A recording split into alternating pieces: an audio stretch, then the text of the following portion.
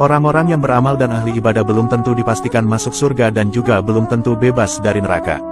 Berikut daftar orang-orang yang masuk neraka pertama kali dan calon-calon penghuni neraka menurut Al-Quran dan hadis Nabi.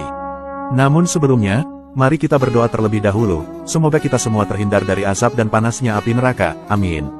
Dahulu Nabi Muhammad pernah menceritakan, bahwa ada 3 golongan orang yang akan masuk neraka pertama kali.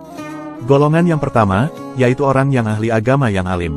Orang ini dulunya adalah ulama yang mengajarkan ilmu dan Al-Quran terhadap sesama. Ia mengaku mengajar ilmu dan Al-Quran karena Allah. Namun pada hari kiamat Allah berfirman, "Kamu berdusta, kau mempelajari ilmu agar disebut sebagai seorang alim dan kau membaca Al-Quran agar kamu disebut sebagai seorang qori." Orang ini lantas diseret dan dilemparkan ke dalam neraka. Adapun golongan yang kedua, yaitu orang yang mati syahid.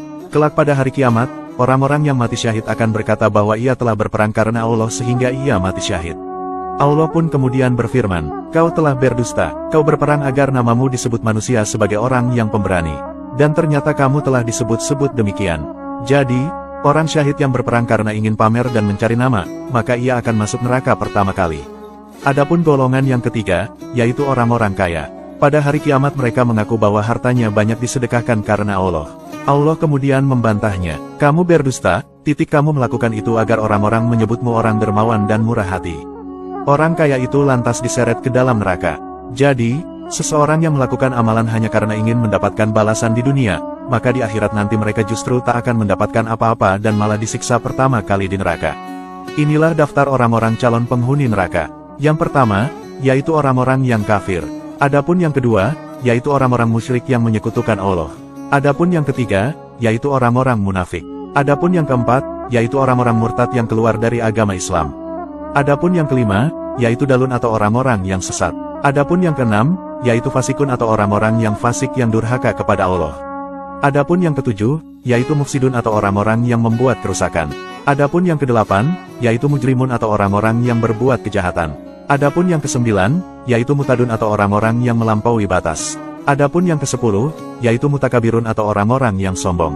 Menurut Imam Al-Ghazali, sifat-sifat yang menyebabkan atau menimbulkan orang menjadi takabur yaitu sebab ilmu, sebab ibadah dan amal, sebab turunan, sebab kecantikan atau ketampanan, kekayaan, sebab kekuasaan, kekuatan dan sebab banyak pengikut atau keluarga.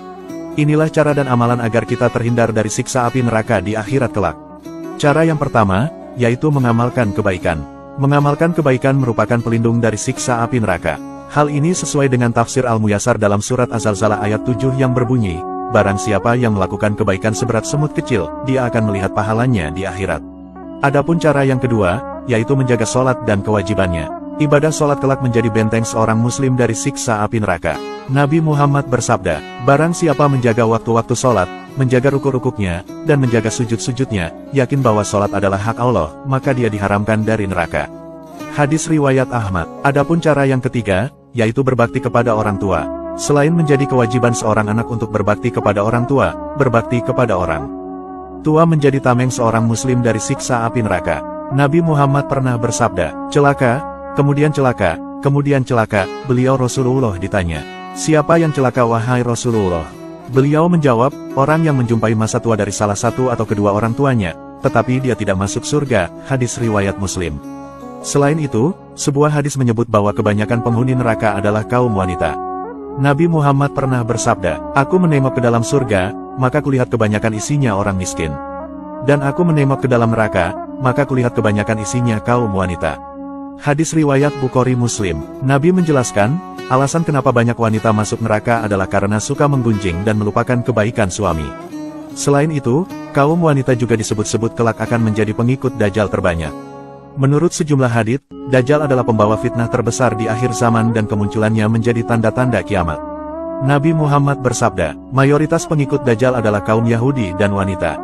Hadis riwayat Ahmad. Nabi juga bersabda, Dajjal akan turun ke Mirkonah yaitu nama sebuah lembah dan mayoritas pengikutnya adalah kaum wanita, sampai-sampai ada seorang yang pergi ke istrinya, ibunya, putrinya, dan saudarinya, dan bibinya kemudian mengikatnya karena khawatir keluar menuju Dajjal. Hadis riwayat Ahmad.